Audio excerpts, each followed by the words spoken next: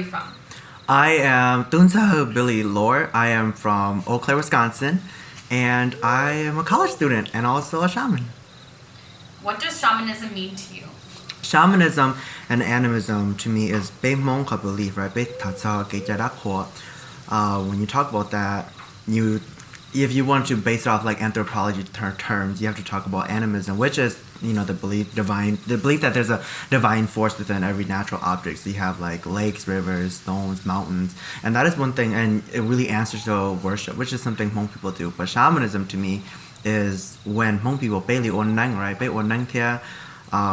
we do a lot of procedures and really going to trance, communicating between two worlds, and really performing ceremonies just to make peace. For me, Nang Chia, Nang Gu, what does it mean? To me, Nang Gu is more of the traditional way of practicing shamanism, the very traditional way. And what's hard for me to talk about Nang Gu and Nang Chia is that shamanism is continuously, and it will always be continuously and constantly changing and reforming and adapting to survive. And so when we talk about Nang Gu, I would say in our generation, we say Nang Gu is more of the 1900 style or Nang. In Blote and everything, because past that, but Nang Gu, I would say it's more Nang Shou Lu Zhong Nang, Nang Jiao Zhu Nang, and just Chang the Or Senat Ye, Zhan Jiao and Guo, and not Jiao Nang, that Jiang Nang Su. But then Nang Chia, what I think of it and what do I see? Nang Chia is more of the, I would say it's shamanism dealing with a lot of intersectionality. So dealing with influences from a lot of other cultures. Bitili, Itzeneng Lo Nang Lo Hai Lung Blo. It's Thái and the Hai Lu Shua a lot. Shua Mong can also mean Chinese and foreign. So when I say like Mong Bei to Hai Lu Shua, which is just foreign language, we say it's just a spiritual language. But these days they literally Hai Lu, like they speak Chinese. But I feel like the new Onang is it's integrated with a lot of cultures. Bituli it's Onang lo chi shou dong nang lo jin dong ti ho lo tia.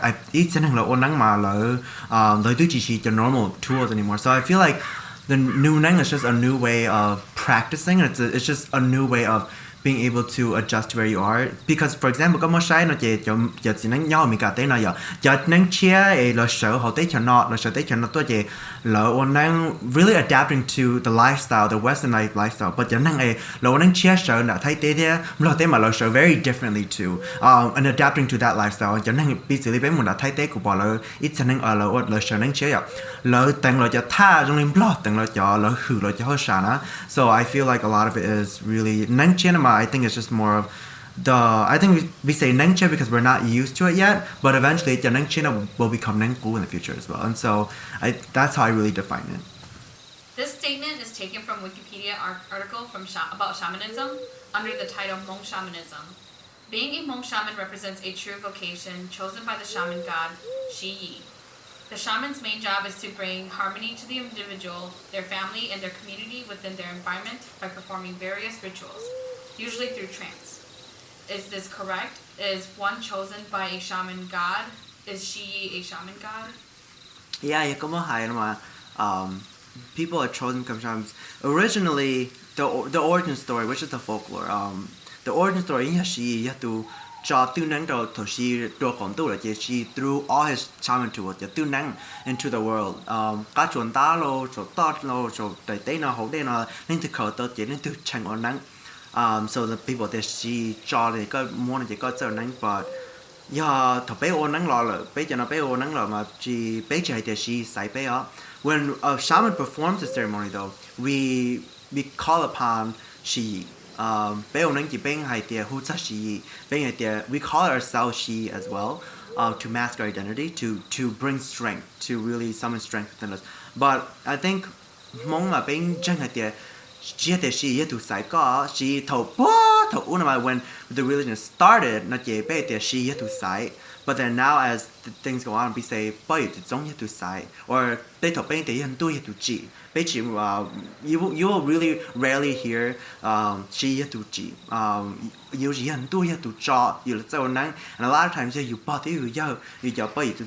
and the generations who came before you, they usually are the ones who choose you to become the next shamans. Or a lot of times and so we don't really say Shi, but it's with that like definition and the context behind it, it's very true. But with the shaman god choosing, I would say it's more of your ancestors and your lineage. What's the difference between animism and shamanism? Hmong, if we look at animism and shamanism, what we practice basically our belief that a stone has a spirit, trees have spirits, natural objects have spirits. That is our our animism. They have life within everything. And that's what Gegerako is. It's animism. But then Tope or Nankela shamanism, look, because it involves the shaman and going into a trance, which is really the definition of shamanism. And so with Hmong, it's really hard to. We have to go back and forth between animism and shamanism because our funerals, they're not a shamanistic funeral. It's an animistic funeral. But when we perform ceremonies to heal, and when we call upon a shaman and he or she goes into the trance, that is shamanism. And so I think that's really the main differences in the culture of what shamanism and animism is.